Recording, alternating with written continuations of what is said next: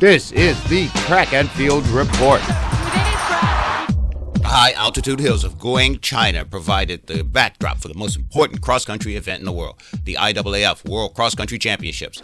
The grand finale of the event, the senior men's long course, got underway under ideal conditions despite the altitude and the absence of many superstars of distance running.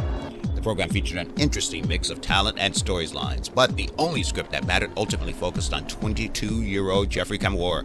Kamworor, the 2011 junior champion and 2014 half marathon champion, was looked to add to the 2015 cross-country world championship prize check to his impressively growing collection. To make this even more interesting, the 2013 junior cross-country champion Hagos Gerberwat was in the mix, creating the first matchup between the two junior champions. But that matchup was to fizzle as Gerberwat was dropped early, leaving a Kenyan trio and a crush of Ethiopians led by Mukhtar Idris to struggle over the 11,870-meter course. But it was Kamworor who kept pushing the center stage in his starring role. By the last lap, all non-Kenyan contenders to the cross-country throne were dropped. It was a repeat of last month's Kenyan trials, which pitted Kamworor and Karaoke in the final meters. But it was Kamworor again who had the goods today, as he possessed a newfound closing speed that must have surprised the confident Karaoke. Karaoke soon had the best seat in the house to watch his compatriot take the world title 6 seconds ahead of him in 34 minutes, 52 seconds for the rolling course.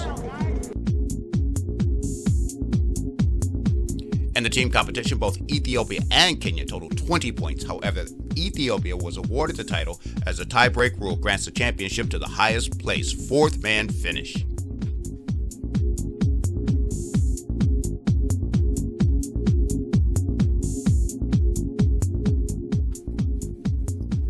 The women's senior race, again a contest of East Africa, emerged as the two main characters, Kenya and Ethiopia, struggled to claim supremacy over the cross-country pitch. But it was 19-year-old Kenyan Agnes Tirop who would seize the front position, pushing aside all challengers. The opposition featured two-time world cross-country champion Emily Chebet and many others, but Tirop's strategy was to take the pace out and keep the pace out. Ethiopia's Sembre Teferi was the only one to challenge Tirop, as the remaining athletes dropped into a lower gear one by one, leaving the two 19-year-old rivals to battle for the title. Yet it would be a vain effort for Teferi to chase the gold, as Tirop left her behind in the final 200 meters, winning with an impressive 6-second margin. Tirop claims her first world senior title, which will sit in honor next to her various world junior silver and bronze medals.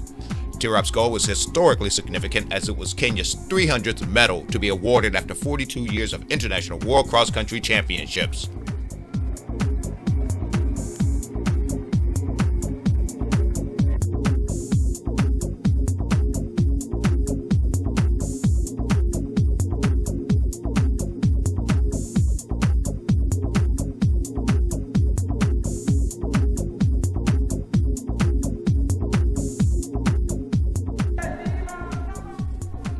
Prague, Czech Republic, was the host city of the Sportissimo Prague Half Marathon.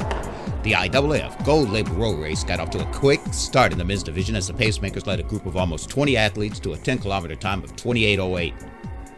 But the windy conditions finally started to take its toll as the pace slowed by 15 kilometers.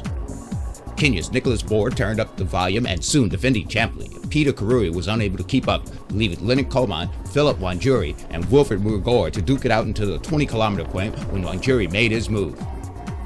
Wanjuri stormed clear of the duo and went on to finish in a brilliant personal best of 59:51. Murgor and Coleman were both able to come under the superstar 60-minute barrier.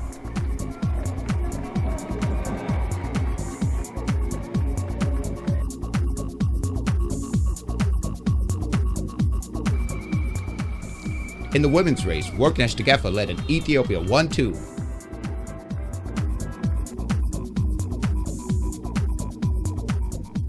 The scene, California, USA. That would be Carlsbad, California for the Carlsbad 5,000. All the talk was about Ethiopian Wonder Woman Genze Dibaba, who was on goal to break the 5,000-meter world record, adding to her recent indoor 5,000-meter world record.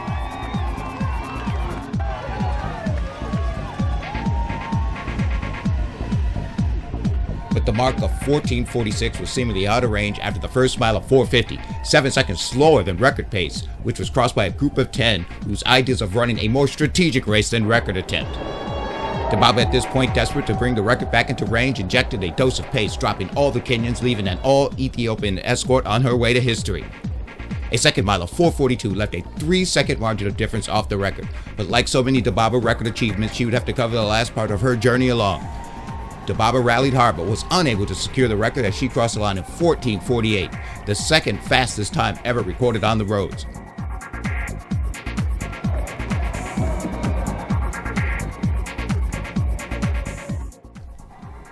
The men's race was won by Kenyan Lawe Lalang in 13:32.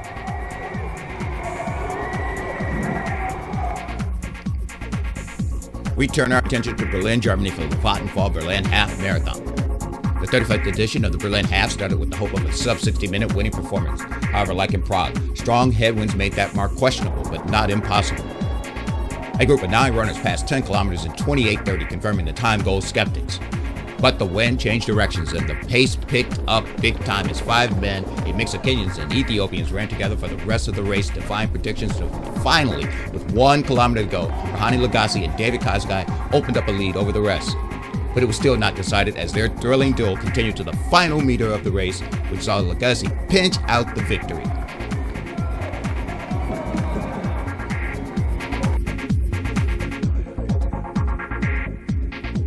And that's it for this edition of Track and Field Report. See you soon.